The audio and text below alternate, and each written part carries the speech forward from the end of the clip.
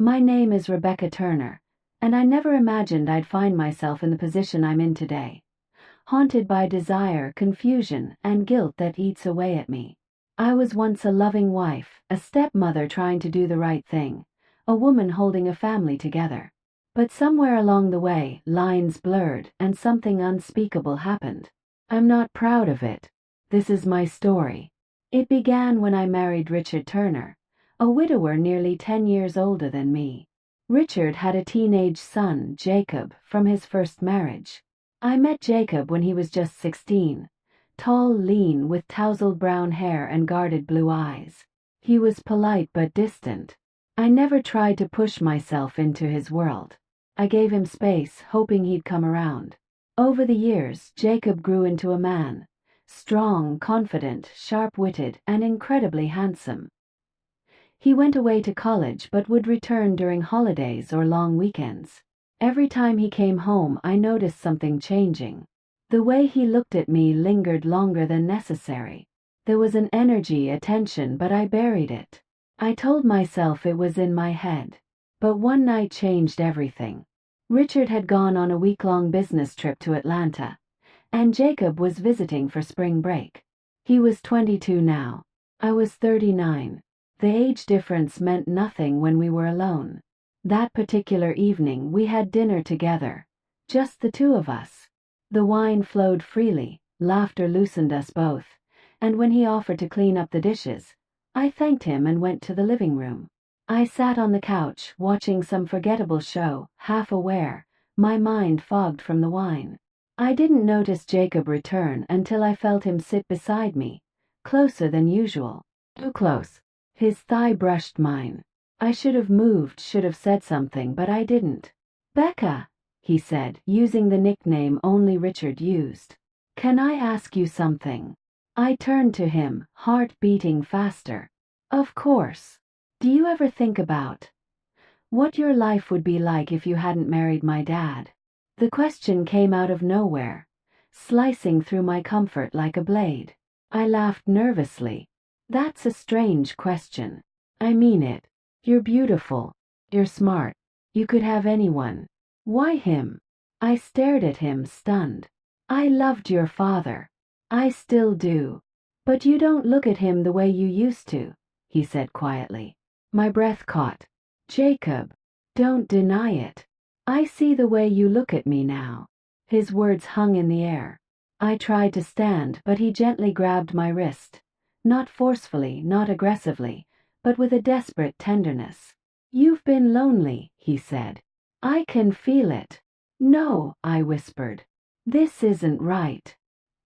He leaned closer, his eyes filled with fire and longing. "Then why aren't you stopping me?" And the truth was, I didn't know. I didn't move away when his lips touched mine, hesitant at first, then full of need. I didn't stop him when his hands slid across my waist, pulling me into him. I should have screamed, should have pushed him away, but instead I melted. Every part of me surrendered to the forbidden heat.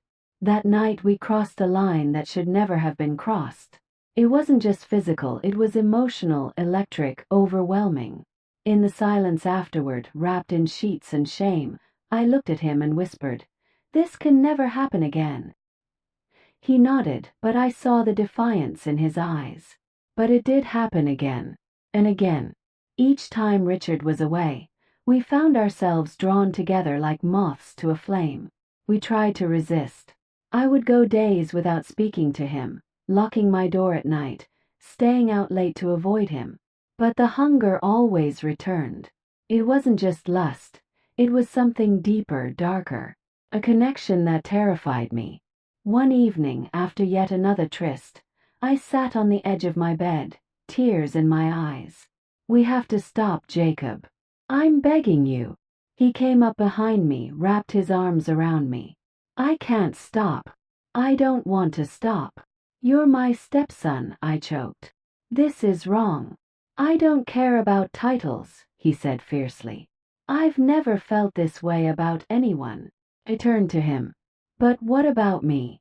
I'm married to your father. Don't you see what we're doing?" He looked away, guilt flickering in his eyes. I know. But when I'm with you, everything makes sense. The guilt was unbearable. Every moment with Jacob was followed by hours of self-hatred. I tried to salvage my marriage, tried to act like nothing had changed.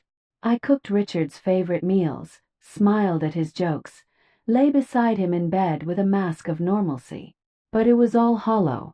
The final breaking point came one afternoon when Richard came home early from a conference. Jacob and I were in the kitchen, laughing over something mundane. Richard walked in, freezing at the sight of us. I'll never forget the look in his eyes, something between suspicion and heartbreak. "Am I interrupting something?" he asked. "No," I said too quickly. "We were just catching up." Jacob nodded stiffly and left the room. I could feel Richard's gaze burning into me. Later that night he confronted me. "You've changed, Rebecca. You look at me like a stranger. And Jacob, there's something between you two, isn't there?" I shook my head, tears welling up. "No, there's nothing." But he didn't believe me. And maybe he shouldn't have. Jacob moved out the next day without explanation. Said he wanted to get his own place. Richard didn't ask questions. I think he already knew. Months have passed since that day. My marriage is on life support. Cold, distant, a performance we both pretend is still real. I haven't seen Jacob since he left. Not in person, at least. But sometimes I get messages. Short, cryptic, full of emotion. "I still think about you. Do you miss me? Would you ask me to stop again if I came back?" Each time I delete the messages. Each time I cry. I want to scream at him to leave me alone, to move on, to forget we ever happened. But the truth is, a part of me